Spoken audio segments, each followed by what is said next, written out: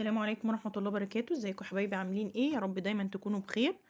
قبل ما ندخل على الفيديو ما تنسيش تحطي اللايك، ولو لسه ما اشتركتيش في القناة تشتركي وفعلي زر الجرس. وبرحب بالناس اللي دخلوا معايا جديد في القناة، وان شاء الله فيديوهاتي تعجبكم. معايا هنا هنعمل حواوشي النهاردة.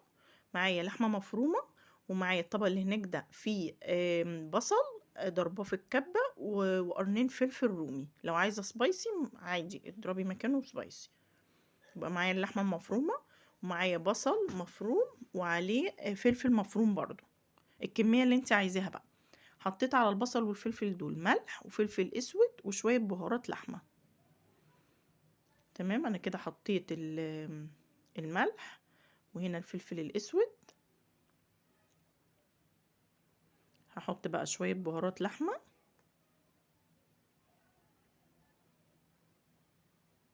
خلاص، هقلب كل ده بقى مع بعض، البصل بملح وفلفل وشوية بهارات لحمة. تمام، وعلى البصل عليه فلفل اخضر. بقلب كل ده كده بايدي، وبعدين هحطه على اللحمة. تمام، هعجن بقى كل ده كده مع بعض. ان شاء الله الطريقة دي تعجبكم. وهنا انا هعمله النهاردة على البوتاجاز من فوق، مش هحطه في الفرن. انا كنت الاول بحطه في فرن البوتاجاز، حسيت انه على النار من فوق احسن من الفرن. تمام، انا هنا عجنته كله مع بعض. دي شكلها. هجيب بقى العيش البلدي بتاعنا المصري. ممكن اقسم الرغيف 2، وممكن اعمله على بعضه، بس انا بفضل اقسمه 2 علشان الولاد، يعني الواحد ياخد النص يخلصه وياخد غيره. تمام، هنا بقى هقسم ده 2.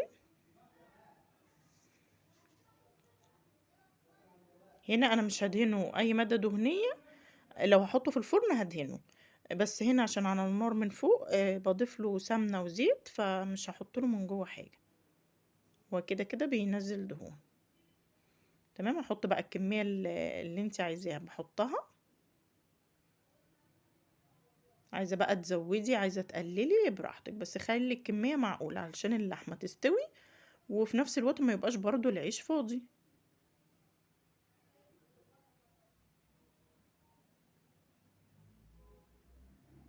اهو،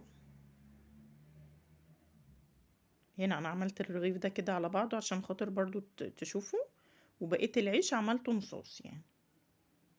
هنا بقى معايا جريل على النار، بسيبه يسخن جدا. ممكن برضو طاسة عادي ما بتلزقش نحطها. هضيف شوية زيت وحتة سمنة، مش كتير، بس هو كل شوية يعني لازم ازود يعني. هسيبها تسخن بقى خالص، عايزاه سخنة جدا، وبعدين هنزل بالحواوشي.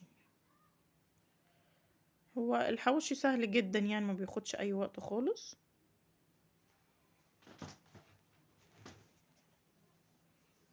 تمام، هستنى بس السمنة دي تسيح. لو وصلت لحد هنا ما تنسيش تحطي اللايك.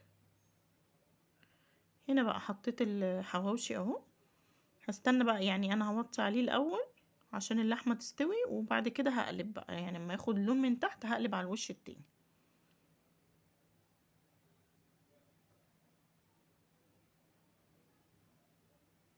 تمام، ان شاء الله الطريقة دي تعجبكم.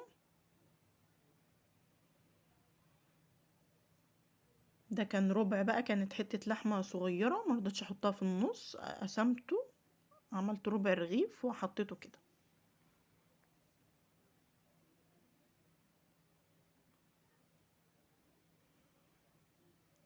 هنا اهو، اول ما بياخد لون من تحت بقلبه. عايزة تزودي برضو اللون مفيش مشكلة.